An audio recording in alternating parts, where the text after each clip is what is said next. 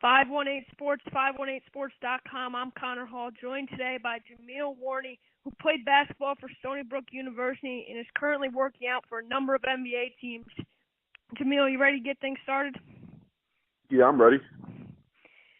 Now, Stony Brook in Long Island isn't typically nationwide known for basketball, but you certainly put them on the map this year with your 43-point outburst in the American East Championship game. How did you pull off that performance? Just not wanting to lose.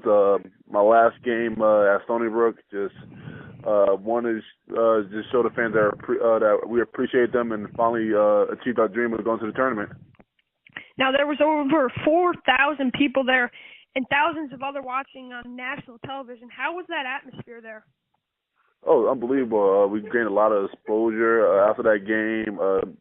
After we won, it was just really crazy how a lot of notifications got on our phones. A lot of people just blowing our phones up saying, great job. A lot of people blowing us up on Twitter, Instagram, all our social media. So it was great to actually try to be famous for a day. You have won the America East Player of the Year 3 times and were placed on the mid-season Naismith watch list this past season. What have you done to be able to compete at one of the highest levels in the nation?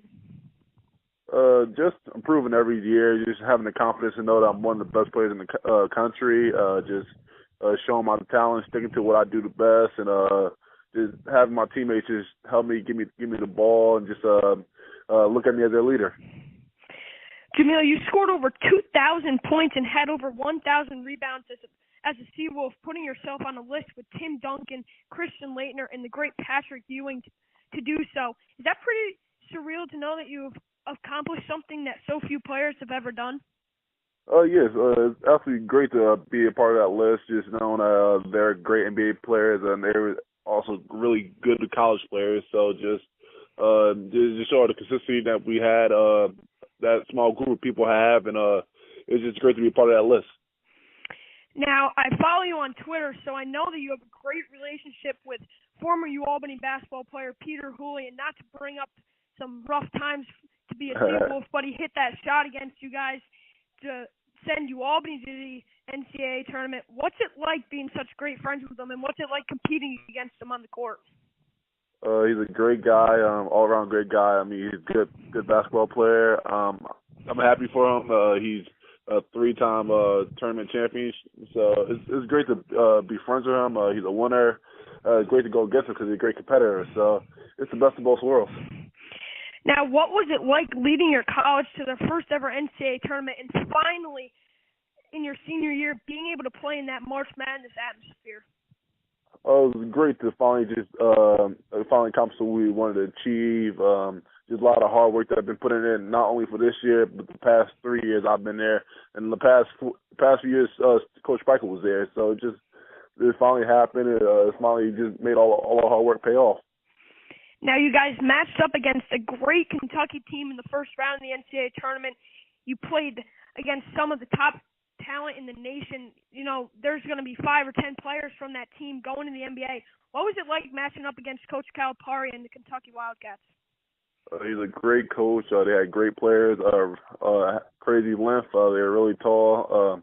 They're great in every position, not that much weaknesses in their game. So it was a great experience to play against them. We didn't expect the outcome to be that bad, but it was whatever. We're happy to get there and have a little exposure for the university.